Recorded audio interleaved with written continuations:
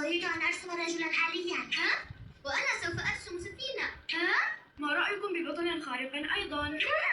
لا لا يا رفاق، الديناصورات رائعة، لنرسم جميعا ديناصورات. আসসালামু আলাইকুম। এতক্ষণ যেটা দেখলেন সেটা হচ্ছে যে আমার ছেলে বসে বসে ওমর এবং হান্না দেখতেছে। এটা সম্ভব হয়েছে কেবলমাত্র মিউজিক রিমুভার এই এক্সটেনশনটা ইউজ করার কারণে। কারণ আমি অনেক দিন ধরেই চাচ্ছিলাম এরকম কোনো একটা এক্সটেনশন যেটা হচ্ছে কোনো ভিডিও থেকে সরাসরি লাইভ মিউজিক রিমুভ করে দেবে।